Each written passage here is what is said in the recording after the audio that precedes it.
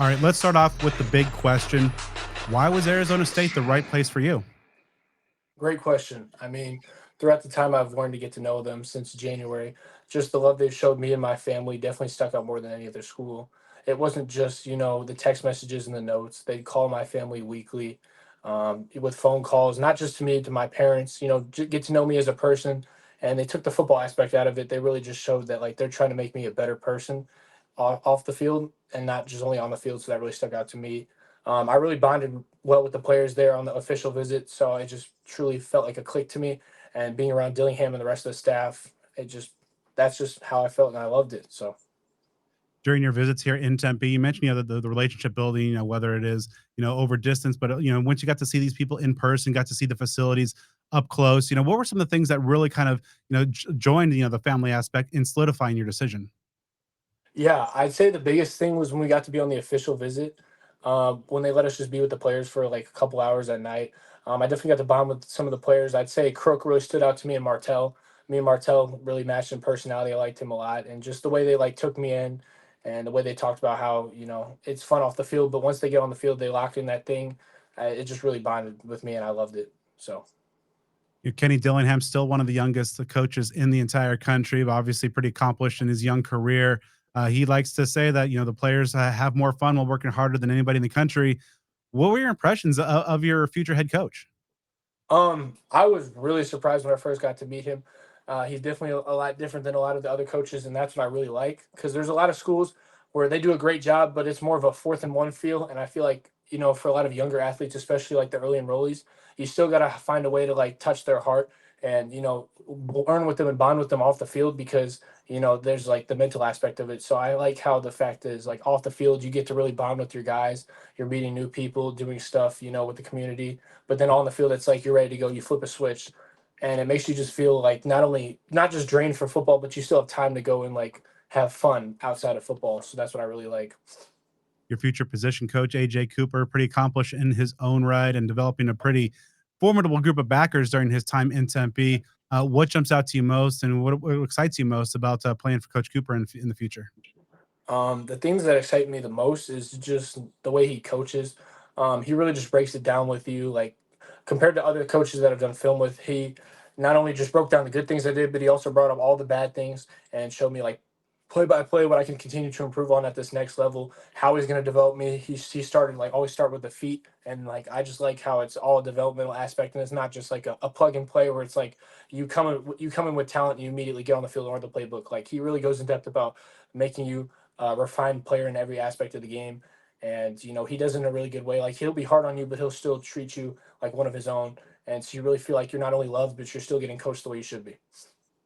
You used the phrase "flip a switch" earlier in the conversation, and and I recently had Coach Cooper on the show. He used that same phrase when talking about kind of the mantra of the werewolves. Off the field, humble, good young men. On the field, vicious guys that are attacking the ball carrier. There, in your experience and your game and your skill set, both on and off the field, how do you feel that you fit that werewolf moniker?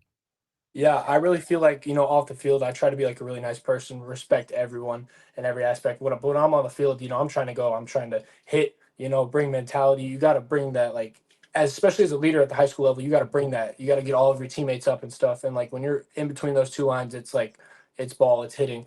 So, I really like when I got to be around the guys and saw them in the team room, just bonding together, laughing around. But the minute they put the helmets on, like they're chattering, they're going back and forth, communicating, and they're just hitting. And I just saw that first time. I was like, I love it here. I love the mentality they have and the way they're all close knit together, and they're not in their own like separate lanes. They're all in a group, and they want the same goal. So obviously Texas has become such a huge part of the movement here in Tempe, but a little bit maybe coming out of Missouri a little bit, especially at that linebacker position. Keyshawn Elliott, of course, maybe getting things started. You're following there as well, and there's a lot of talk about what a Texas player brings to the field. What are some of the characteristics of a Missouri football player? I mean, you know what they say, the show me state. It's definitely like a place where you're always known to show out from the little, like the youngest level. Whatever you're doing on the field, whether it's in warmups, you're always trying to show out in some sort of way and make the biggest plays possible. Put that out there. And I really feel like being around Keyshawn as a player, he bonded with me really well and told me how he fit in. Just bringing his like mentality to the group, and being around him, I really enjoyed him. I feel like he's a teacher, even though once I get there, he'll probably be graduated at that point, hopefully going to the NFL. But just talking with him over these past couple of weeks, he's really been filling me in on the things, not only school wise, but also on the field. The things that are like going to be a little rough when I get there, being like a early enroll, but he's really helped me learn that process well. So highly productive last season. I believe over 170 tackles, a little bit. So, for any ASU fans that might not have caught your film as of yet or seen in action, give our viewers and listeners a scouting report on what you bring to the football field. The biggest aspects of my game, I not only try to bring that dog mentality, but especially at the linebacker position, you have to. It's like the quarterback of the defense. You need to like really go in depth about the game. You need to know it, soaking in all the details. Like I'll sit with my trainer for hours just breaking down the offensive schemes and stuff. What I'm going to go play against, because then when I have that mic in my helmet, like on the field, going into that college level, and in high school, you got to be able to be a loud communicator. You got to be aggressive, and I've been also working on my speed and strength. So just being able to like have that instinctual movement and go get to the ball really helps me a lot. And also just like being able to like call out everything for the guys. The more you learn about the game, it just helps you a lot to be able to get to the ball faster and just be the most aggressive player you can be. Putting up nearly 200 tackles in a season. That's a ridiculous total. So, obviously, contact is no stranger to you. What's your favorite part of laying a hit on a ball carrier?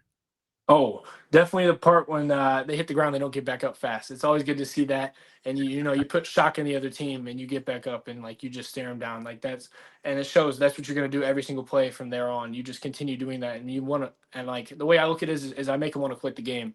I just continue putting that on them throughout the entire game. But then, the minute I'm off the field, I'm back to the person I am.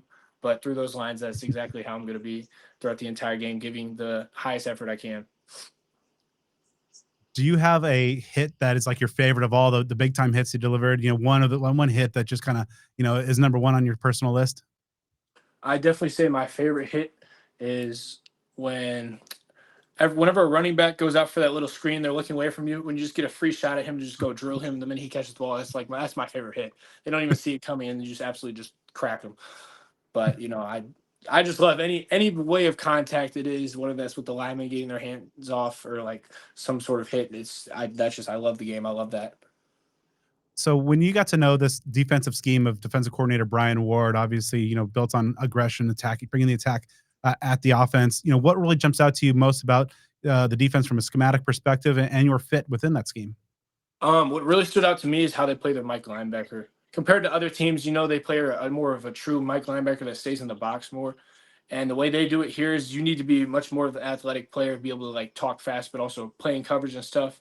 And the way that really sticks out to my skill set is I'm someone who like I enjoy using my athleticism, and the way they see me fitting in is as that Mike backer, being able to not only be the person with the mic in their helmet, but be able to play just as athletic as like a nickel per se. Not just being your average like fill in the box linebacker. You have to be like athletic. You got to be fast. You got to be able to play in space. And the way they not only they don't just play them in space. They blitz their linebackers. You got to be able to fit the box. So I feel like it gives you the complete linebacker look. And you're not just excelling off or on the field, but off the field as well. I believe you have aspirations to join the Barrett Honors College. What are some of the things that you find that work best in terms of balancing athletics and academics? And what are some of the things that you want to study once you get to the honor school? I definitely want to go into finance. That's like where my family background's from. They're all big business and real estate.